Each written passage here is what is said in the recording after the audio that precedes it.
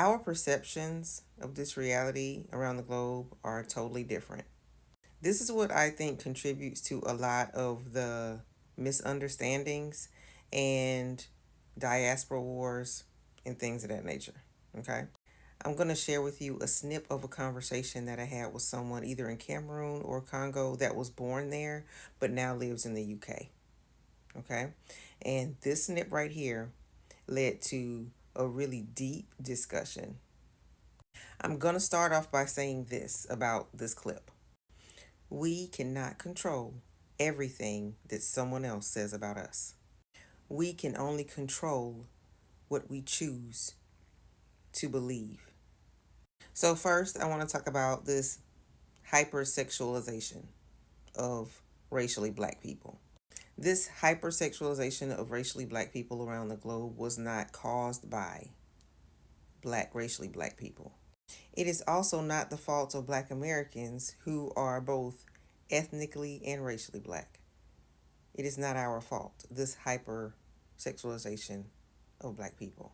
The reason this person believes that is because of how they see reality and how they grew up. Okay?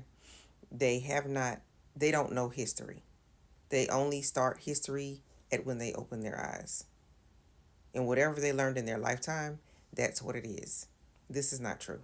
If we take a close look at history, European people had, and this was before the transatlantic slave trade even started, their interaction with African people, they already had a hypersexualization of them, period.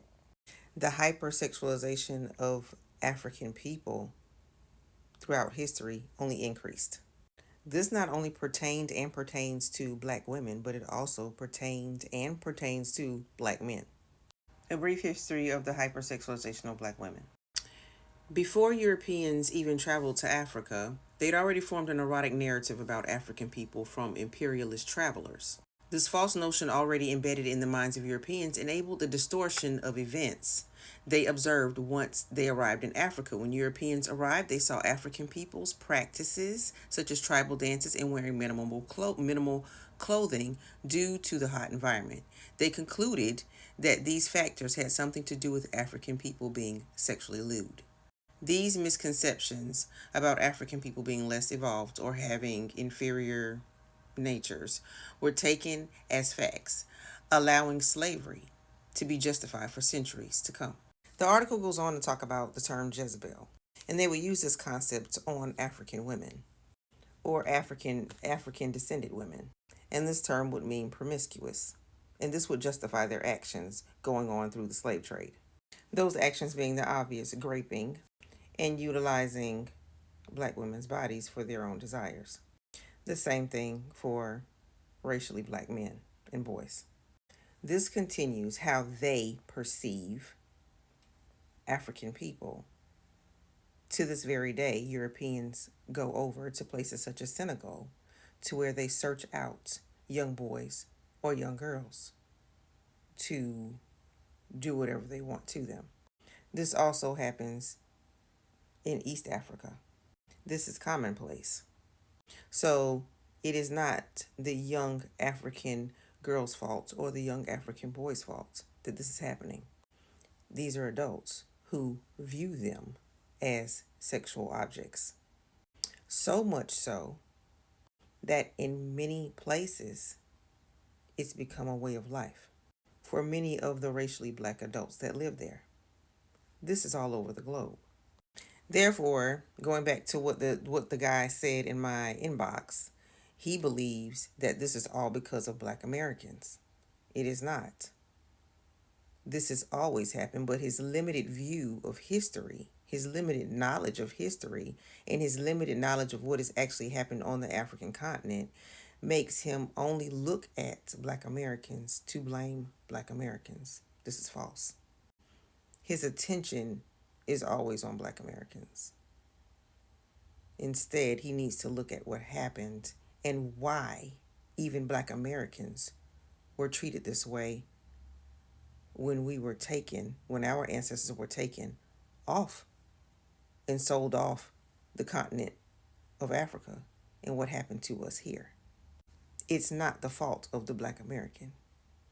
These things were being done prior to the transatlantic slave trade to African people. The African diaspora just happened to be the descendants of horrible trafficking of human beings. Therefore, when you actually know that part of history, there's no way you can lay blame on Black Americans or anyone in the diaspora or anyone innocent in Africa for what people did to them. And I stress innocent because there were people participating, African people participating as well to assist the European in doing what they did.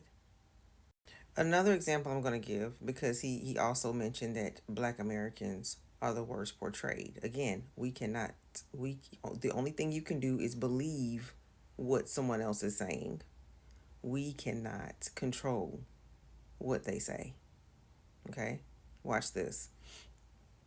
Barack Obama, Michelle Obama, Kamala Harris, Harriet Tubman, Frederick Douglass, Booker T. Washington, George Washington Carver, Martin Luther King Jr.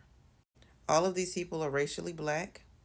Some are actually ethnically Black American, and some have some assimilated, okay, Black American. All right?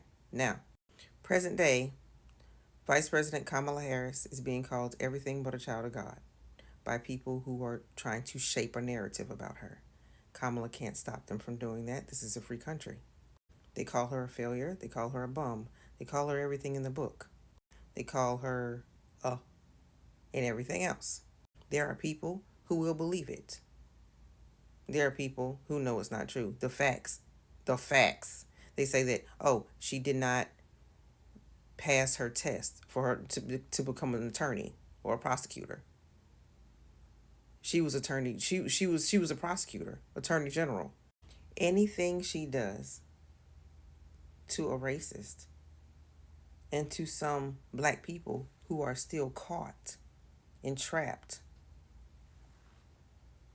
is going to be worthless. No matter what.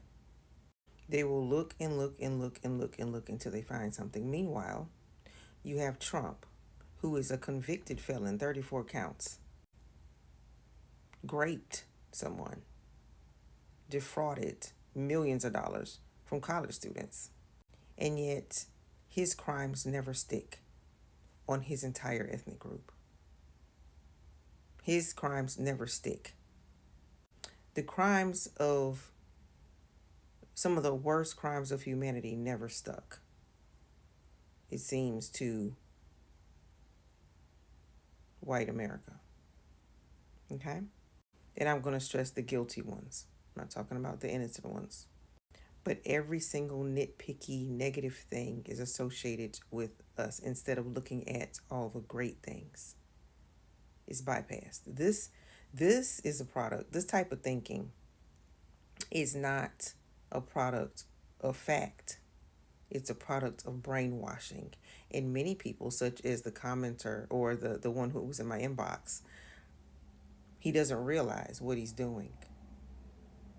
He's totally brainwashed because he doesn't know history. He others people to blame other racially Black people. And he doesn't realize that he's the enemy of his own self. I don't want to make this a part 2, so I'm going to stop right there. People are going to say stuff about you.